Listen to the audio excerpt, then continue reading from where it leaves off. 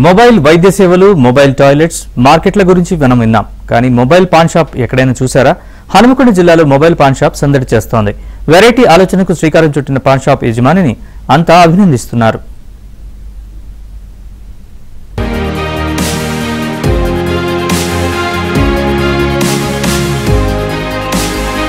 హన్మకొండ జిల్లా ఎల్కతుర్తి మండల కేంద్రంలో మొబైల్ పాన్ షాప్ ఆకట్టుకుంటోంది.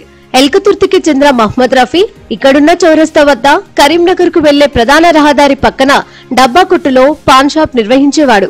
ఇటీవలే ఎల్కతుర్తి చౌరస్తా సుందరీకరణ పనుల్లో భాగంగా తాత్కాలికంగా ఏర్పాటు చేసుకున్న షాపులన్నింటినీ తొలగించారు. ఇందులో మహమ్మద్ రఫీ సైతం తన పాన్ షాప్ ను ఎత్తేయాల్సి వచ్చింది. చౌరస్తా పరిసర ప్రాంతాల్లో తిరిగి షాప్ ను ఏర్పాటు చేసుకోవడానికి అవకాశం లేకుండా పోయింది. దీంతో స్నేహితుల సలహాతో 2 లక్షల రూపాయలు వెచ్చించి సెకండ్ హ్యాండ్ ట్రాలీ ఆటోను కొనుగోలు చేశాడు. ట్రాలీ ఆటోకు పైన టార్పాలిన్ కప్పును ఏర్పాటు చేశారు.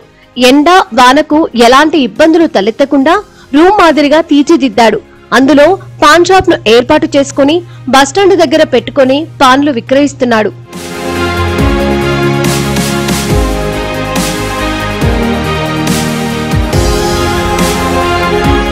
ఎవరైనా అభ్యంతరం తెలిపితే అక్కడి నుంచి మరో చోటికి వాహనాన్ని తీసుకెళ్లి ఉపాధి పొందుతున్నాడు రఫీ. గవర్నమెంట్ షట్టర్లు వేస్తానంటుంది, అది ప్రత్యామ్నాయం ఏదైనా చూపిస్తా అంటుంది.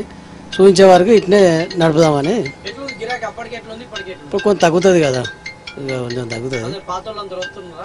పాత వాళ్ళు అంటే వస్తాను, పాన్లు కాబట్టి వస్తాను. పోయింది కాబట్టి తప్పలే.